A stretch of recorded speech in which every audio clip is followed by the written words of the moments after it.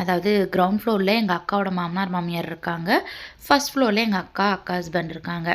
Ground ஃப்ளோரில் இருக்க கிச்சனில் தான் சமையல் சாப்பிட்றது எல்லாமே. பட் தூங்குறது மற்றபடி திங்ஸ் வச்சுக்கிறது மட்டும் ஃபர்ஸ்ட் ஃப்ளோர் வந்து யூஸ் பண்ணிகிட்ருக்காங்க. ஸோ ஆல்ரெடி உங்கள்கிட்ட இதெல்லாம் காமிச்சிருப்பேன், இந்த ஷோகேஸு அந்த ஃபோட்டோஸ் எல்லாம்.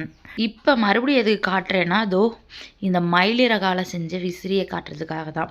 அந்த காலங்கள்லாம் வந்து பார்த்துட்டிங்கன்னா இப்படி மயில் ரெக்கையை வச்சு தான் பார்த்துட்டிங்கன்னா மன்னர்களுக்கு விசிறி விடுவாங்க இல்லையா? ஸோ நம்ம மூவிலெலாம் பார்த்துருப்போம்னு நினைக்கிறேன். ஸோ அதே மாதிரி இப்படி நம்ம விசிறிக்கிறதுக்கான ஒரு விசிறி இருக்குது. ஸோ இதை பார்த்தோன்னே எனக்கு ரொம்ப பிடிச்சிருந்தது. எங்கள் அக்கா ஆல்ரெடி வீடியோவில் காமிச்சு அது வாங்கினதை. ஸோ விசிறி பார்த்தா காற்றும் சூப்பராக வந்துருந்துச்சு.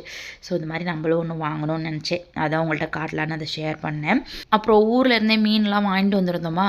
ஸோ அதை வச்சு மீன் குழம்பு பண்ணிவிட்டு மீன் ஃப்ரை பண்ணி மதியம் லஞ்சு சூப்பராக ரசத்தோடு சாதத்தோடு வச்சு சாப்பிட்டாச்சு. அப்புறம் ஈவினிங் போல் காஃபி போட்டு குடிச்சிட்டு அப்படியே கொஞ்சம் பேசி சிரிச்சுட்டு இருந்தோம். அதோ இங்கே பாருங்கள் பாசமலையம் பொலிராம் பாருங்கள் ப்ரூஸ்லி. ஸோ இவனை சின்ன வயசுலேருந்தே எனக்கு தெரியுமா. ஸோ அதனால் என் கூட நல்லா க்ளோஸு. ஸோ அவங்க கூட கொஞ்சம் டைம் ஸ்பெண்ட் பண்ணிவிட்டு அப்புறம் ஒரு 7 o'clock போல் வந்து பார்த்திங்கன்னா எங்கள் அக்கா ஹஸ்பண்ட் ஐஸ்கிரீம் வாங்கிட்டு வந்தாங்க. அக்காவுக்கு வந்து பிளாக் கரண்டும் எனக்கு வந்து ட்ரிபிள் லேயரும் வாங்கிட்டு வந்திருந்தாங்க. ஸோ போகும்போதே கேட்டுட்டு தான் போனாங்க. பிடிச்சதே வாங்கிட்டு வந்துட்டாங்க. ஸோ அதை அப்படியே நல்லா என்ஜாய் பண்ணி பார்த்துட்டிங்கன்னா சாப்பிட்டுட்டு இருந்தேன்.